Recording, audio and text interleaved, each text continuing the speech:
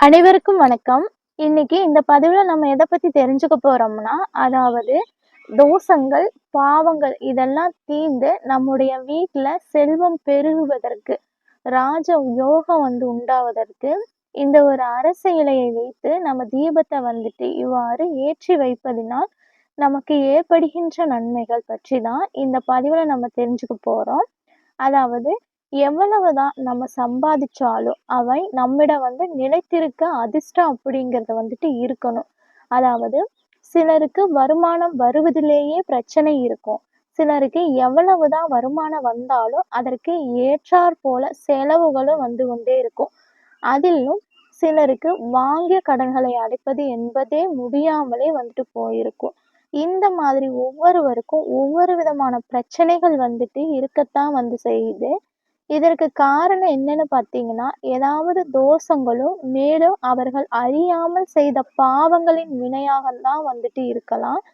அதனால் இவ்வாறான பாவங்களையும், தோஷங்களையும் நீக்கி வீட்ல செல்வத்த நிலைக்கச் செய்ய, இந்த அரச இலை மீது தீபத்தை ஏற்றி வர நல்ல பலன்கள் நமக்கு கிடைக்கும். எங்கும் நீக்கமற நிறைந்திருக்கக்கூடிய தெய்வமாக திகழக்கூடியவர் தான் விநாயகப் பெருமான். எந்த தெருவிற்கு நம்ம சென்றாலும், அந்த தெருவுல ஏதாவது ஒரு இடத்துல விநாயகப் பெருமான் இருப்பாரு.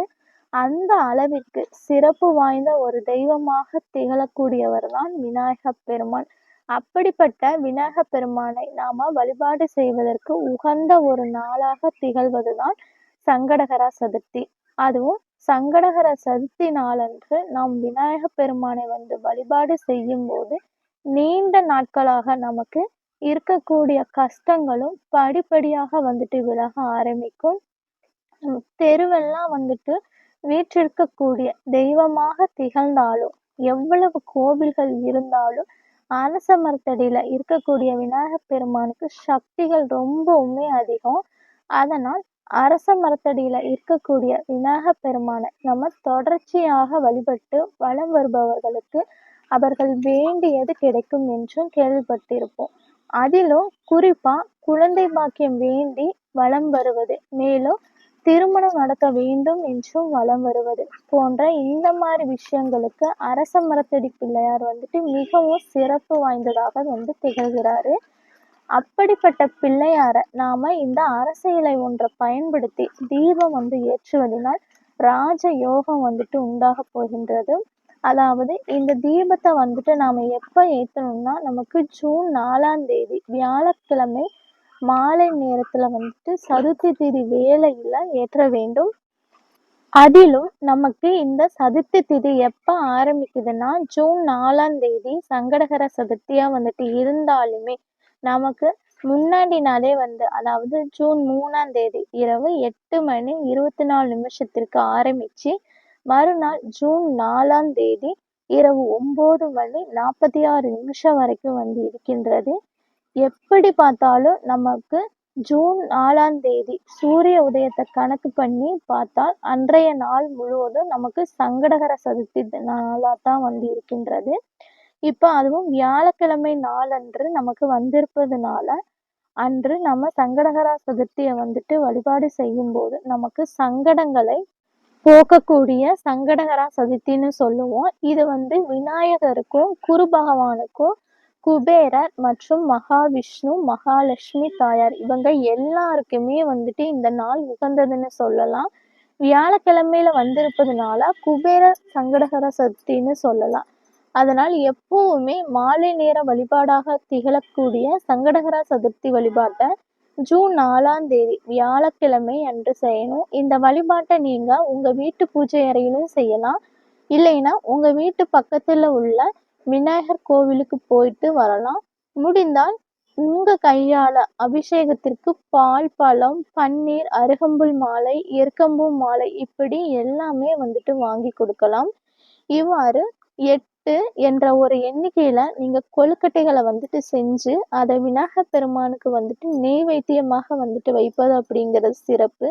இதை நீங்க கோவில்களுக்கு வரக்கூடிய சிறு குழந்தைகளுக்கு தருவதன் மூலம் நம்ம வீட்டுல இருக்கக்கூடிய குழந்தைகளின் எதிர்காலம் சிறப்பாக அமையும்னே சொல்லலாம். இதோடு சேர்த்து நம்முடைய வீட்ல நாம ஒரே ஒரு தீபத்த மட்டும் ஏற்றணும். இந்த தீபத்த ஏற்றுவதற்கு நமக்கு ஒரே ஒரு இலை தான் வந்துட்டு வேணும். அது என்ன இலைன்னா, மரங்களுக்கெல்லாம் அரசனாக திகழக்கூடிய அரச மர இலை தாங்க. அதாவது ஒரே ஒரு அரச மர இலைய பறித்து வந்து, அத நல்லா சுத்தம் செஞ்சுட்டு, அதன் நுனி பகுதியில வந்துட்டு நம்ம சந்தனம், குங்குமம் வச்சு, அதன் பிறகு அதோட காம்பு பகுதி வந்து இருக்கு இல்லைங்க, அந்த இடத்துல ஒரு அகல் விளக்க வச்சு, அதற்கும் மஞ்சள், குங்குமம் வச்சு, பஞ்சு திரி போட்டு, நெய் இல்லைன்னா நல்லெண்ணெய் விட்டு விநாயகப் பெருமானையும், குரு பகவான் அதாவது அன்னைக்கு வியாழக்கிழமை அப்படிங்கிறனால குரு பகவானுக்கும் உகந்தது, குபேரருக்கும் உகந்தது. குபேர அப்படின்னு வந்துட்டு சொல்வோம். அதனால அத வந்துட்டு குபேர சங்கடகரா சதுர்த்தின்னு வந்துட்டு சொல்வோம். மகாவிஷ்ணு, மகாலட்சுமி தாயார் இவங்கள எல்லாத்துக்குமே அந்த நாள் வந்து உகந்ததுனால, எல்லாத்தையுமே மனசார வந்துட்டு நம்ம நினைச்சுட்டு தீபம் வந்துட்டு ஏற்றணும். பின்பு விநாயகர் அகவல், விநாயகரோட 108 போற்றி இப்படியெல்லாம் வந்துட்டு பாராயணம் வந்துட்டு பண்ணலாம். சங்கடகர சதுர்த்தி நாளன்று இந்த தீபத்தை நீங்க ஏற்றி வைத்து விநாயகப் பெருமானை வந்துட்டு வழிபாடு செய்யும் பொழுது, விநாயகப் பெருமானின் அருளால், அதாவது நம்முடைய வாழ்க்கையில இருக்கக்கூடிய கஷ்டங்கள் அனைத்தும் நீங்கி ராஜ யோகம் ஏற்படுவதற்குரிய ஒரு வாய்ப்பு வந்துட்டு உண்டாகும். அதுவும் நம்முடைய வாழ்க்கையில நல்ல முன்னேற்றம் ஏற்படுவதற்கு எதுவெல்லாம் தடைகளாக வந்து இருக்கின்றதோ, அவை அனைத்துமே வந்து தகர்த்தெறிந்து ராஜ யோகமான ஒரு வாழ்க்கை வாழ்வதற்கு முழு மனதோடு வந்துட்டு நம்ம விநாயகப் பெருமானுக்கு இந்த தீபத்தை வந்து ஏற்றினால் போதும். நம்முடைய தடைகள், கஷ்டங்கள், சங்கடங்கள் இது அனைத்துமே வந்துட்டு நீங்கி, இது மாதிரி எல்லாமே வந்துட்டு தீர்ந்து, நம்முடைய வாழ்க்கையில நல்ல முன்னேற்றம் வந்துட்டு ஏற்படத் தொடங்கும். எதை செஞ்சாலும் நம்பிக்கையோட செய்யுங்க. எப்பவுமே வந்துட்டு நல்லது மட்டுமே வந்துட்டு நடக்கும். மீண்டும் வேறொரு பதிவில் சந்திக்கும் வரை நன்றி, வணக்கம்.